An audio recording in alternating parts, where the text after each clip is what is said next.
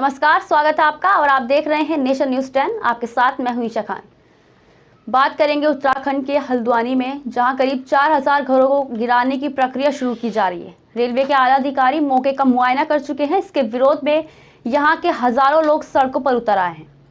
वहीं कुमाऊं रेंज के डीआईजी नीलेश आनंद ने कहा कि उच्च न्यायालय के आदेश मिलने के बाद हमने तमाम बैठकें की हैं। अगर बात वहां के लोगों की करें तो मोहम्मद अयूब अपने जमीन की पट्टी दिखाते बताते हैं कि उनकी पूरी जिंदगी इसी इलाके में बीती। उनका दावा है कि उन्होंने पट्टा रिव्यू करवाने के लिए अदालत का दरवाजा भी खटखटाया, जहां मामला लंबित है। हाजी अब्दुल मतीन सिद्दीकी की जूते की दुकान है। इस इलाके में कई सालों से रह रहे हैं। इनकी पैदाइश भी यहीं की है और ये यहाँ के स्थानीय निवासी बनफुलपुरा से हैं। इनके घर में हसन सिद्दीकी की शादी है। शादी 20 जनवरी की बताई जा रही है। अतिक्रमण हटाने में इनका भी मकान है। ऐसे ही ना जाने कितने लोगों का घर जो उजड़ने पर है। इसी पर ज्यादा बातचीत के लिए हमारे संवाददाता नंदन राम आर्य सीधे लाइव जुड़ चुके हैं। उनसे जानेंगे। नंदन जी, क्या हल्द्वानी में करीब 4000 घरों को गिराने का मामला पूरे देश में चर्चा का विषय बना हुआ है? आखिर ये पूरा मामला क्या है, इस पर विस्तार से हमारे दर्शकों को बताइए।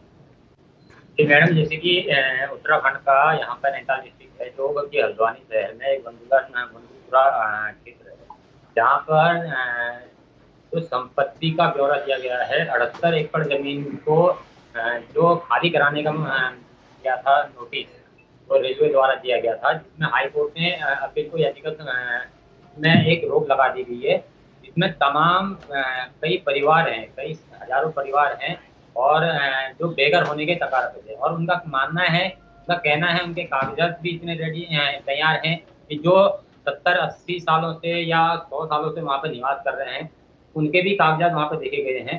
तो उनने गुहार लगाई, सरकार से गुहार लगाई है कि हम कई दशकों से यहाँ पर बैठे हुए हैं, तो आज तक सरकार द्वारा कोई मुआयना नहीं किया गया। और इतने सालों बाद सरकार, रेलवे सरकार यहाँ पर अपने जमीन को लेके एक आंकड़ा दायर कर रही है कि 78 एकड़ जमीन जो रेलवे के दायरे तो आती है, तो उस पर विचार विमर्श करके हर किसी को नोटिस दिया गया था, जहाँ पे जनता काफी आक्रोशित है और जनता ने काफी ज्यादा विरोध भी किया था। इस दौरान सुप्रीम कोर्ट के आदेश के अनुसार इस पे स्टे लगाया गया है। तो इसमें भी दोनों पक्ष में अभी सुनवाई के तौर पे यहाँ पे देखा जा रहा है, और जिसकी तैयारी भी यहाँ पर कुमाऊं डीआईजी द्वारा यहाँ पर तैयारी की गई थी। कम से कम 8000 जवान यहाँ पे तैनात करने की तैयारी की गई थी, जो 7 जनवरी को फैसला निकला था, 7 जनवरी को। तो इसमें 7 जनवरी को हाई कोर्ट ने एक अपील हाई कोर्ट में, जिनके द्वारा यहाँ पर याचिका दायर की थी कि जो 78 एकड़ जमीन रेलवे द्वारा यहाँ पे बनपुरा क्षेत्र है, तो उसमें एक स्टे लगाया गया, जिसमें जनता को थोड़ा सा राहत की सांस मिली है। जी नंदन जी, ये बताइए कि जिन लोगों पर अवैध तरीके से कब्जा करने का आरोप लगाया जा रहा है, ये लोग कितने दिनों से यहाँ रहते हैं? क्योंकि लोग जो है वो दस्तावेज भी अपने दिखा रहे हैं, बिल्स हो या कोई भी दस्तावेज हो, तो ये लोग कितने दिनों से यहाँ पर रहते हैं? मैम आपको बताएं, यहाँ पे कभी बहुत से लोग हैं जो काफी सालों से यहाँ पर रह रहे हैं। कोई 10 सालों से है, कोई 20 सालों से है, कोई 50 साल से है, कोई 80 साल किसी को हो चुके हैं। और जमीनी स्तर पर यहाँ पर देखें तो यहाँ पे जो नए पीढ़ी आ रही है, जो नई पीढ़ी है, उनके पास अगर कहें तो कागजी कार्रवाई का थोड़ा सा मायने में देख सकते हैं, कागजी कार्रवाई की कमी हो इस दौरान। और जो पीड़ित जो वहाँ पे बुजुर्ग लोग जो पहले से वहाँ पे निवास कर रहे हैं, उन लोगों को काफी कठिनाई का सामना करना पड़ रहा है, क्योंकि उनके पास उसके अलावा कोई निवास स्थान भी नहीं है। और सरकार द्वारा या रेलवे द्वारा ऐसी कोई उसकी कार्रवाई भी नहीं की गई कि उनको नोटिस दिया गया, उनके रहने का ठिकाना नहीं है, खाने पीने का कोई तरीका नहीं, रहने की कोई सुविधा नहीं। इस तरीके से ठंड का माहौल है और जनता यहाँ पे बहुत त्रस्त है, रोजगार एकदम स्थिर है। और सभी लोग आशियाना जो भी आशियाने में वहाँ पे रह रहे हैं, अपना भी आशियाना बचाने के चक्कर में रुकना है। जी, जो पीड़ित लोग हैं, आपने उनसे बातचीत की होगी, उनका क्या कुछ कहना है? वो सरकार से और कोर्ट से क्या चाहते हैं? जी, उनका हमने पीड़ितों से हम गए थे, अब हमारी चैनल से हमारी बात हुई, कुछ जनता से हमारी बात हुई। उनका मानना है कि हम कई वर्षों से यहाँ पर रह रहे हैं।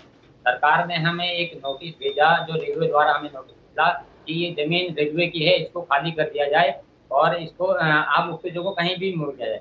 तो उनका ग्रामीणों का कहना है, हम इतने सालों से यहाँ पर रहे हैं, सरकार हमें यहाँ पर बिजली का बिल हमें स्वीकृत करती है और हाउस टैक्स हमसे लेती है, पानी का बिल हमसे लेती है।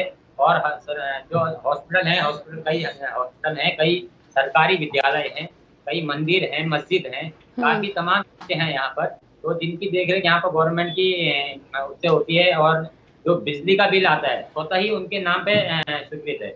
तो इसमें उनका कहना है, अगर हम इतने सालों से यहाँ पर निवास करते हैं तो हमारे लिए आगे क्या सोचा सरकार ने, क्या रणनीति निकाली कि हम यहाँ घर छोड़ के कहाँ जाएंगे, किस तरीके से रहेंगे।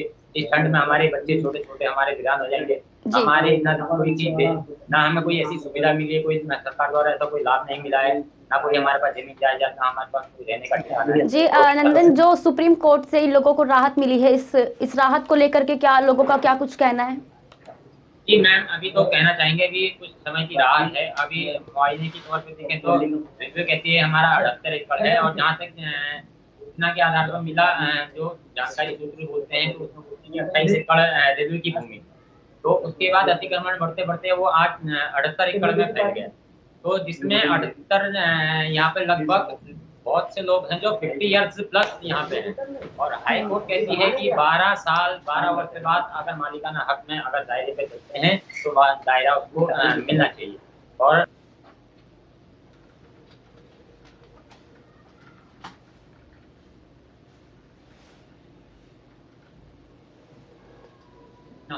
तो वो चीजें सुविधा मूल रूप से अगर गवर्नमेंट करती है तो शायद हो सकता है रेलवे कुछ उसमें मदद करे, या फिर सरकार उसमें मदद करे, राहत की सांस मिलेगी। जी कुछ लोग अपने कई सारे दस्तावेज दिखा रहे हैं, बिल वगैरह दिखा रहे हैं, तो फिर अवैध कब्जा कैसे हो सकता है?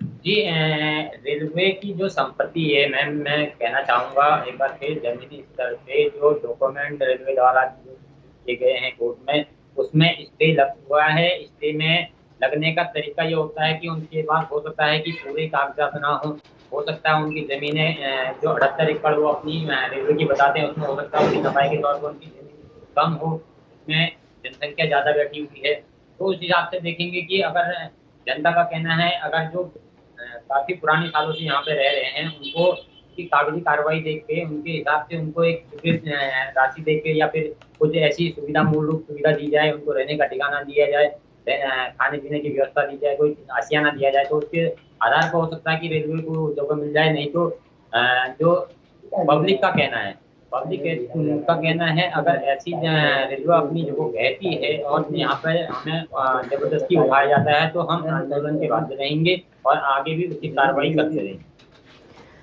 जी 2024 में लोकसभा का चुनाव होना है, तो उससे पहले ये मामला सामने आया है, इसके पीछे की क्या वजह है? क्या उससे पहले सरकार को नहीं दिख रहा था? जी लगभग मैडम, काफी अच्छी बात कही आपने। 2024 इलेक्शन सामने तैयार है, हो सकता है कि ये राजनीति भी तरीके से की जा रही हो, लेकिन कुछ लोगों का कहना है, विपक्षी कहते हैं कि ये एक राजनीति के आधार पर आज तक कई वर्षों से, इतने सालों से यहाँ पे ऐसी दुविधा नहीं हुई कि रेलवे को जबरदस्ती ऐसे कोई नोटिस देना पड़े या फिर खाली जगह करवाने पड़े।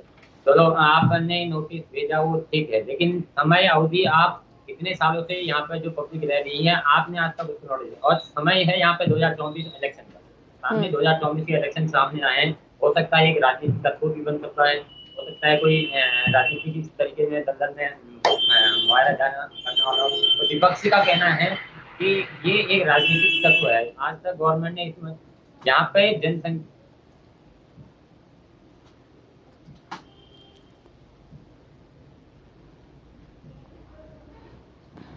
है नहीं, तो इस समय तो यहाँ पे हमारी उत्तराखंड में गोला खनन समिति गोला का काम करता था, तो वो गोला भी इस समय के तागार पे है। ठंडाई और महंगाई ठंडाई इतनी हो रही है कि लोग अलाव जला के आग से तैयार है। रोजगार आदमी के पास नहीं है, काम धंधे आदमी के पास नहीं। इस वक्त सरकार मुआवजा देने के बजाय उनको और पीड़ित कर रही है, तो हो सकता है कि पक्षी कुछ आरोप लगा। जी इस पूरे मामले को लेकर पीड़ित लोग तो परेशान है ही, लेकिन जो राजनीति हो रही है उससे किसे फायदा होगा और किसे नुकसान हो सकता है?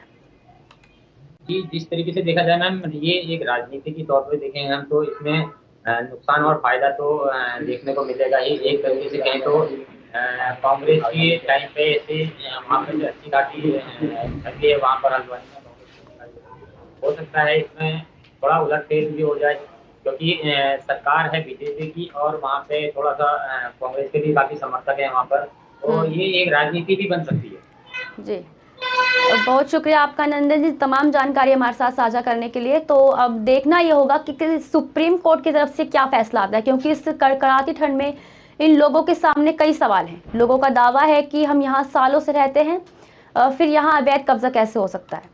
सुप्रीम कोर्ट का जो भी फैसला होगा वो तो सभी को मानना पड़ेगा, क्योंकि सुप्रीम कोर्ट का फैसला सुप्रीम होता है। आज के लिए ये नेशन न्यूज़ 10।